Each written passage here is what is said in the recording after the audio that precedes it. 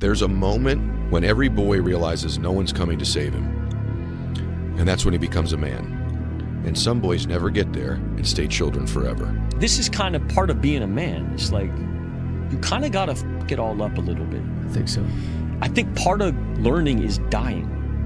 I think part of learning is you got to die a little bit. Because what is learning? Learning is me giving up on my old shit, my old ideas. Those ideas have to die for me to be open to some new shit. And so me learning how to be a better man, I had to die a little bit. You're a man. You are a man. Stand up and be a man. Make the hard decisions, make the sacrifices, make the unpopular decisions, and become comfortable in your own skin. And if you are not a person that you are comfortable being alone with, that is the one person in this universe that you have full power, full right, and full responsibility to change. Lazy people do a little work and think they should be winning, but winners work as hard as possible and still worry if they're being lazy. There's nobody coming. There's nobody coming to save you. There's nobody coming to help you.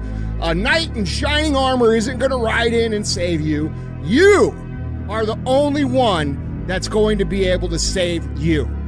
And all this time, you point your finger and you say, I can't do that because I was born here. Or I can't do that because I have this issue. Or I can't do that because they made fun of me. And you know what's going to happen? Nothing. You're going to get more of the same. You're going to get laughed at more. You're going to be ashamed more. You're going to be frustrated more. And you're going to really regret at the end of your life that you put off taking responsibility for yourself and building yourself into what could be. And when we look around at the world and we look at all the problems and we look at all the chaos, we have to take responsibility for ourselves for creating it.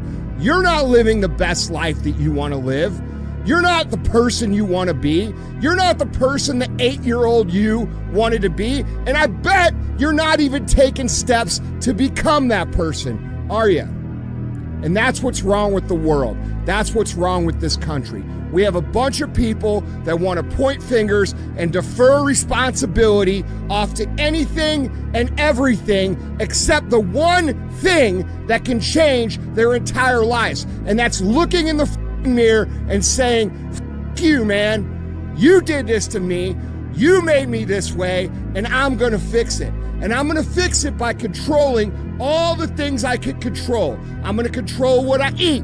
I'm going to control what I drink. I'm going to control how I move. I'm going to control the information I put in my brain. I'm going to control how I treat people and who I surround myself with.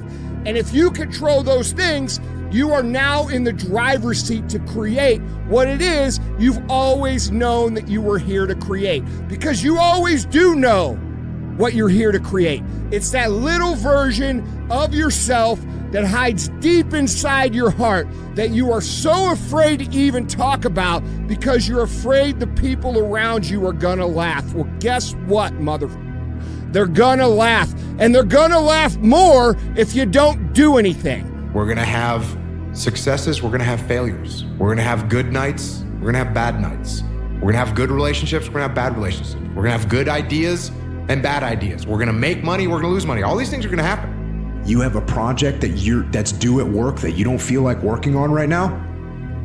Doesn't matter that you don't feel like working on it right now. You impose discipline on the situation and you do what you're supposed to do.